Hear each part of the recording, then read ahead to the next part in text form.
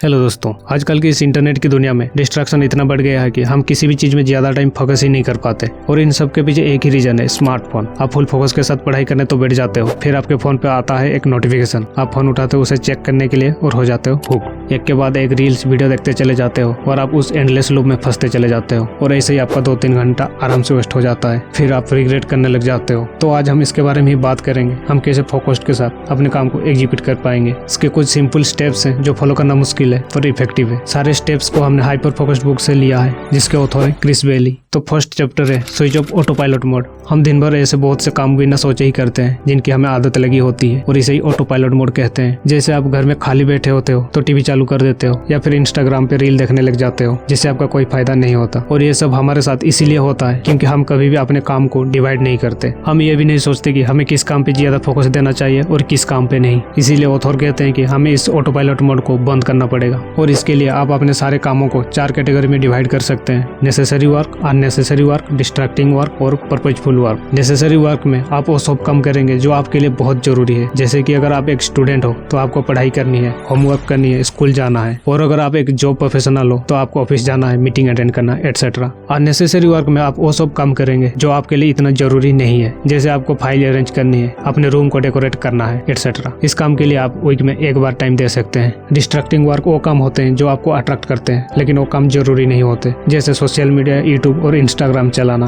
Purposeful work ऐसा काम है जहाँ पे आपको अपनी क्रिएटिविटी दिखाने का मौका मिलता है, जिन्हें करके आपको खुशी मिलती है, जैसे ड्राइंग करना, ग्राफिक डिजाइनिंग करना, सिंगिंग करना, एटसेट्रा। और इन 4 कैटेगरी में से सबसे ज्यादा फोकस पर्पजफुल वर्क में लगाना चाहिए। इनके लिए आपको टाइम के वो घंटे देने पड़ेंगे जब आपकी एनर्जी मैक्सिमम रहती है। सेकेंड चैप्टर है the limits of your attention. हर आदमी की चीजों के प्रति अटेंशन अलग होती है। कुछ चीज पर हम ज्यादा ध्यान देते हैं और कुछ पे नहीं, और इसी चीज को अटेंशन स्पेस कहा जाता है। जब हम किसी चीज पे फोकस करने के लिए डिसाइड करते हैं तब वो चीज हमारे शॉर्ट टर्म मेमोरी में चली जाती है। और अटेंशनल स्पेस ये इंश्योर करता है कि वो चीज आपके दिमाग में एक्टिव रहे और आप उस काम को कर सको। आपका अटेंशनल स्पेस जितना ज्यादा होगा आप एक ही चीज को एक ही टाइम पे उतना ज्यादा फोकस कर पाओगे। इंसान की दिमाग एक ही टाइम पे मल्टीटास्किंग नहीं कर पाता, एक ही टाइम पे एक ही इंपॉर्टेंट टास्क कर पाएगा। अगर आप एक ही टाइम 2 टास्क कर रहे हो तो आपका फोकस दोनों टास्क में बराबर नहीं रहेगा। मान लो आपका फर्स्ट टास्क से पढ़ाई करना और सेकंड टास्क से गाना सुनना, तो आप किसी भी एक टास्क में ठीक से फोकस नहीं कर पाओगे। तो ये डिसाइड आपको करना है कि आप आपका अटेंशन स्पेस किस काम को देना चाहते हैं। थर्ड चैप्टर है the power of hyper focus. आपने कभी ना कभी ये एक्सपीरियंस किया होगा, कुछ काम को आप इतने फोकस के साथ करते हो आप खाना पीना ही भूल जाते हो और टाइम का भी पता नहीं चलता।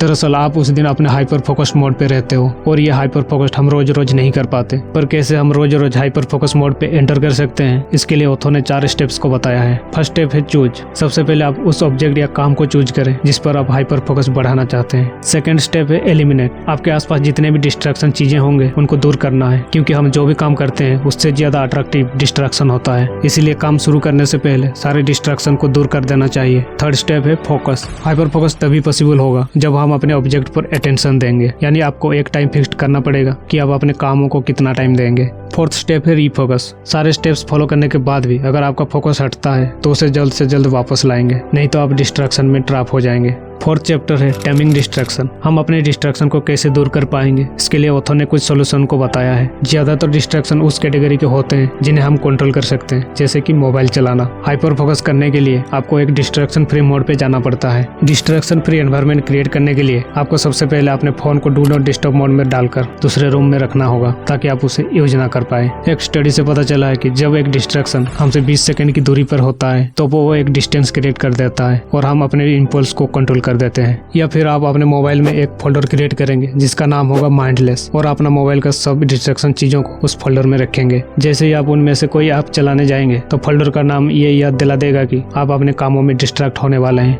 फिफ्थ चैप्टर है increasing the size of your attentional space. आपके अटेंशनल स्पेस का साइज एक मेजर से डिटरमाइन होता है जिसे वर्किंग मेमोरी कैपेसिटी कहते हैं। इसका मतलब है कि आप एक ही टाइम पर कितने इन्फॉर्मेशन को दिमाग में रख सकते हैं। जितना ज्यादा आपकी वर्किंग मेमोरी कैपेसिटी होगी उतनी ही ज्यादा इन्फॉर्मेशन आप एक टाइम पे अपने दिमाग में रख पाओगे। तो हम अपने अटेंशनल स्पेस का साइज कैसे बढ़ा सकते हैं, इसके लिए एक सिंपल सा प्रैक्टिस है मेडिटेशन। ब्रीदिंग मेडिटेशन से हम अपनी सांसों पर फोकस करते हैं कि वो कौन से साइड से आ रही है और कौन से साइड से जा रही है। ब्रीदिंग मेडिटेशन करते टाइम आपका दिमाग दूसरे ख्यालों में खो जाता है और आपको इसी का ही फायदा उठाना है। जैसे ही आपका दिमाग दूसरे ख्यालों में चले जाए तो उसे फटाफट वापस ले आए। जैसे ही इस प्रैक्टिस को आप बार बार करोगे तो आप अपनी कंट्रोल पावर को इंक्रीज कर पाओगे और काम करते टाइम जब आप डिस्ट्रैक्ट हो जाओगे तो उसे भी जल्दी से कंट्रोल कर पाओगे। आई होप इन सभी स्टेप्स को आप फॉलो करोगे और अपने कामों में फोकस रहकर अपने गोल को अचीव कर लोगे।